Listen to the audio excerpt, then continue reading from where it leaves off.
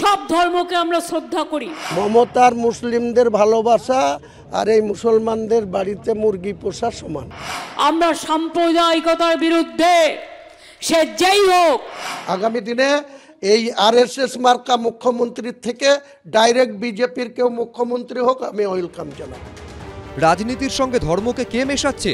হিন্দু মুসলিমের রাজনীতিতে কার লাভ কার ক্ষতি, এই নিয়ে বিতর্ক দীর্ঘদিনের। এরই মধ্যে এবার সাসপেন্ড হয়েই মমতা বন্দ্যোপাধ্যায়কে ধর্ম নিয়ে তীব্র আক্রমণ করলেন হুমায়ুন কবির। সবাইকে নিয়ে চলতে হবে, সব ধর্মকে আমরা শ্রদ্ধা করি, সাম্প্রদায়িক সম্প্রীতিকে আমরা রক্ষা করতে চাই। মুসলমানদের মসজিদ করতে বাধা দিচ্ছে, কিন্তু সরকারি টাকায় ভরি ভরি মন্দির হচ্ছে।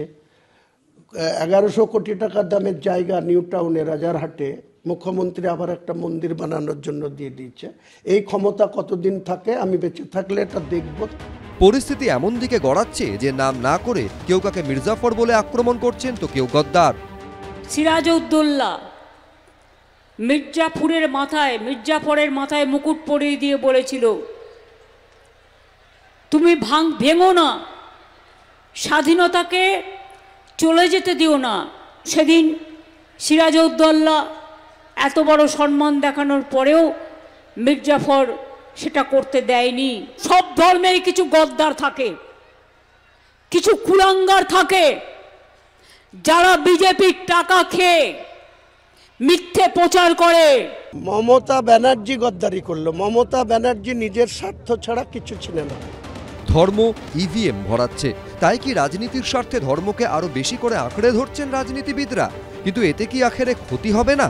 রাজীব চৌধুরী, শিবাশিস মৌলিক, সৌমিত্র রায়, এবিপি আনন্দ। 22শে ডিসেম্বর বহরমপুরের টেক্সটাইল মোড়ে আমার নতুন দলের আমি ঘোষণা করব। যাদের কোনো দল নেই, টাকা নেয়, তারা নির্দল, অদল বদল, তার নাম নির্দল। দলবিরোধী কার্যকলাপের অভিযোগে ভরতপুরের বিধায়ক হুমায়ুন কবিরকে সাসপেন্ড করল তৃণমূল।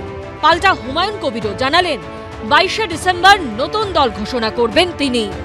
22শে ডিসেম্বর বহরমপুরের টেক্সটাইল মোড়ে আমার নতুন দলের আমি ঘোষণা করব। যে বিজেপি দল সাম্প্রদায়িক রাজনীতি করে তাদের বিরুদ্ধেও আমি লড়ব, যে তৃণমূলের তোলাবাজি নেতাদের বিরুদ্ধেও লড়ব।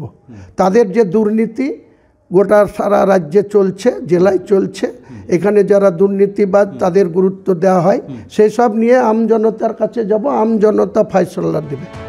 বহরমপুরের সভা থেকেই নাম না করে হুমায়ুন কবিরকে কটাক্ষ করলেন মমতা বন্দ্যোপাধ্যায়। বিহারে চালাকি করে 4টে করে ইন্ডিপেন্ডেন্ট দাঁড় করিয়েছিল। মনে রাখবেন, ইন্ডিপেন্ডেন্টরা ভোট কাটলে আপনার লোকসান।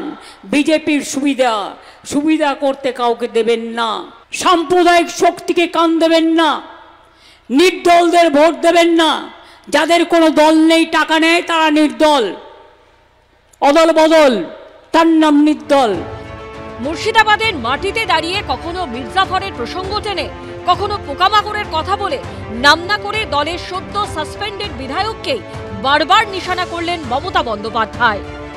যারা নির্বাচনের 2 মাস আগে থেকেই সব রাজনীতি করে, এটা বিজেপির পাল্লায় পড়ে। আর যারা ইলেকশনের সময় ব্ল্যাকমেলিং করে, তাদের বলবেন এখন ব্ল্যাকমেলিং নয়, জীবন বাঁচাবার সময়।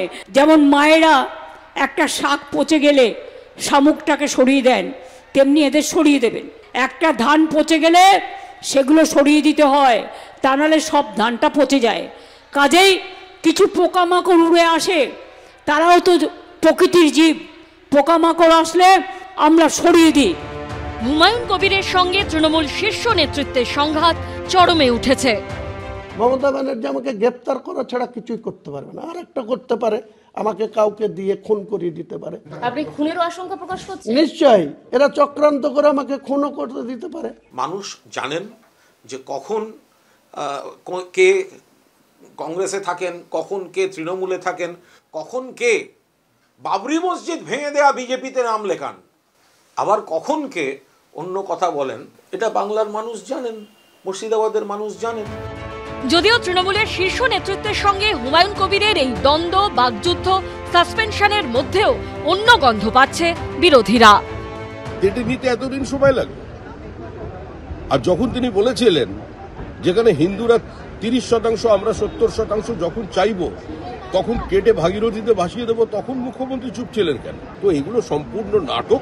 আগামী দিনেও এই হুমায়ুন কবিরকে বাংলার মুখ্যমন্ত্রী আরেকটু হয়তো কোনো কাজ করিয়ে নিয়ে আবার তার পুরনো জায়গায় ফিরিয়ে দিতে পারে বলে আমার আশঙ্কা আছে, কারণ এটা কিন্তু সাসপেনশন, নট এক্সপালশন।